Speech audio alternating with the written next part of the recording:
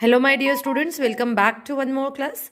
आज की इस क्लास में हम देखने वाले हैं केमिस्ट्री का प्रैक्टिकल एग्जाम जो होने वाला है, specifically AISSC it means CBSE board के बारे में हम बात कर रहे हैं। इसमें टर्म 2 का प्रैक्टिकल एग्जाम में वॉल्यूमेट्रिक एनालिसिस भी होता है। इस वॉल्यूमेट्रिक एनालिसिस को इट मींस टाइट्रेशन को किस तरीके से लिखा जाता है वो मैं आपको प्रॉपर तरीके से समझाऊंगी, तो इस वीडियो को लास्ट तक ज़रूर देखिए और अगर कुछ भी डाउट है तो आप उसको ज़रूर शेयर कीजिए ताकि मैं आपको इस प्रॉपर तरीके से एक्सप्लेनेशन दे सकूं। जैसे कि आप यहाँ देख सकते हो, यहाँ पर मैंने कुछ पॉइंट्स बताए गए हैं। जैसे कि हमारा फर्स्ट पॉइंट जो है वो है एम। अब एम क्या रहता है? एम हमेशा से ही क्वेश्चन पेपर में दिया रहता है।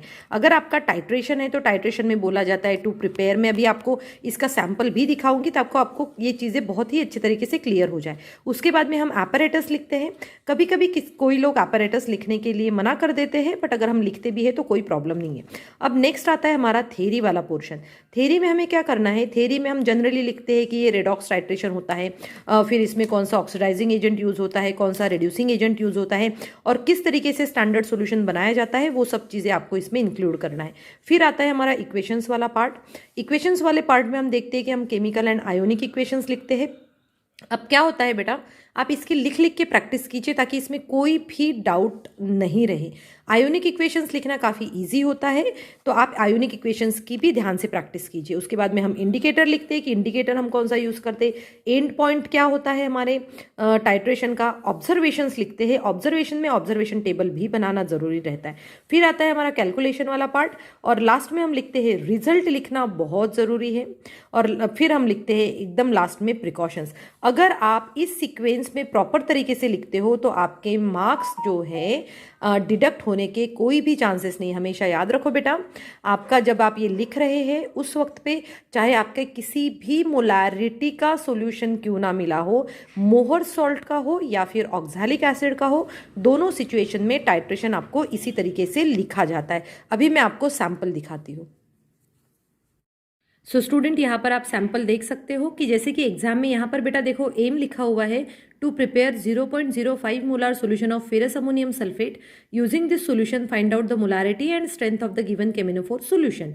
अब क्या होगा अगर आपको ये सेम टाइट्रेशन मिलता है तो उसमें सिर्फ मोलारिटी चेंज होती है। जैसे कि यहाँ पर 0.05 मोलारिटी दी गई है, आपको ये मोलारिटी चेंज होगी और वैसे उसी तरीके से आपको एग्जाम में दिया जाएगा। बाकी सभी चीज़ें जो है इसमें सेम ही रहेगी। ठीक है, अब देखो यहाँ पर ये थ्योरी हम इस तरीके से लिख सकते हैं।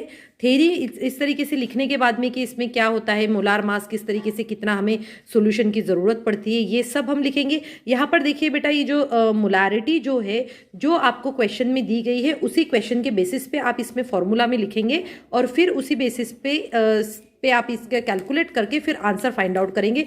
जैसे कि मैंने जहाँ ये बताया है कि इसमें मोलारिटी कितनी दी है, m/20 मोलारिटी। फिर हमने जैसे बताया कि एम लिखना है, फिर हमें थ्योरी लिखना है। एपरेटस इसमें नहीं लिखवा है, जैसे मैंने पहले भी बताया था कि एपरेटस कुछ टीचर्स लिखने के लिए मना भी करते, तो कोई इशू नहीं है उसमें। आप लिख भी दोगे और नहीं भी लिख दोगे तो मार्क्स डिडक्ट नहीं होते, स्पेसिफिकली एपरेटस के लिए। उसके बाद में हम क्या लिखते हैं, अब देखिए यहाँ पर व्हाइट पेज पे यहाँ पर लिखा हुआ है केमिकल इक्वेशंस। केमिकल इक्वेशंस बेटा इसको बिल्कुल रट्टा मार लेना है अगर नहीं समझ में आता है तो, क्योंकि एग्जाम के पहले या फिर मेरे अगर आप प्लेलिस्ट देखते हो तो प्लेलिस्ट में भी मैंने इसके किस तरीके से मेमोराइज करना है ये सब मैंने बताया है। तो आप इस तरीके से मॉलिक्यूलर इक्वेशंस लिख सकते हैं। मॉलिक्यूलर इक्वेशंस लिखने के बाद में हम लिखेंगे आयोनिक इक्वेशन। देखो आयोनिक इक्वेशन तो काफी इजी होता है, सो बेटर है कि आयोनिक इक्वेशन अच्छे से मेमोराइज कर लो विदाउट एनी मिस्टेक। इसके बाद में हम मेंशन करते हैं इंडिकेटर। इंडिकेटर क्या होता है, साथ में ही एंड पॉइंट भी हम मेजर करते हैं। एंड पॉइंट भी हम लिखते हैं कि क्या होता है। अब देखो प्रोसीजर लिखने की ज़रूरत नहीं होती है, प्रैक्टिकल में बिल्कुल प्रोसीजर नहीं लिखना।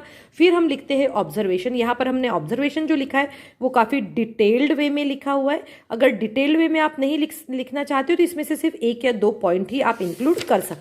उसके बाद में बेटा आप यहां पर देख सकते हो कि ये है हमारा ऑब्जर्वेशन टेबल। ऑब्जर्वेशन टेबल आप देख पा रहे हो, यही बहुत ही प्रॉपर तरीका होता है ऑब्जर्वेशन टेबल लिखने का। ऑब्जर्वेशन टेबल में जब आप देखते हो कि यहाँ पर 2 रीडिंग जो है ये क्या आई है, ये रीडिंग कॉन्कॉर्डेंट आई है। जब 2 रीडिंग कॉन्कॉर्डेंट आती है तो उसके बाद में आपको जो है यहाँ पर लिखना है। कॉन्कॉर्डेंट रीडिंग मतलब होता है रिपीटिंग रीडिंग्स। ठीक है, तो आप रिपीटिंग रीडिंग्स लिख सकते हैं। उसके बाद में हम करते हैं कैलकुलेशन वाला पार्ट। कैलकुलेशन वाला पार्ट करते हैं तो आप इसमें डिटेल में लिखिए। उसके बाद में ये फॉर्मूला लिखिए। फॉर्मूला में एक्स मतलब जो वैल्यू आप आपको यहाँ मिली थी वही वैल्यू यहाँ पुट करना है और इस तरीके से हम आंसर निकाल लेते हैं, ठीक है। फिर यहाँ पर आंसर निकालने के बाद में स्ट्रेंथ निकालना भी जरूरी होता है कि स्ट्रेंथ आपको निकालना है। और यही जो है फिर आता है हमारा रिजल्ट वाला पोर्शन। रिजल्ट वाले पोर्शन में हम क्या लिखते हैं, यहाँ पर जो हमें मोलैरिटी निकली हुई है, मोलैरिटी ऑफ KMnO4 सॉल्यूशन, और जो स्ट्रेंथ ऑफ KMnO4 सॉल्यूशन निकली है वही हम रिजल्ट में लिखते हैं। और लास्ट में हमें 2 to 3 प्रिकॉशंस भी लिखनी रहती है। ये होता है प्रॉपर तरीका टाइट्रेशन लिखने का। अगर आपने इसी तरीके से लिखा तो nobody can deduct your marks. I hope this video is helpful for you all. और अगर आप प्रैक्टिकल से रिलेटेड आपकी कोई भी क्वेरी है तो आप मुझे कमेंट सेक्शन में लिखिए। I will definitely solve your query. Thank you students and have a good day ahead.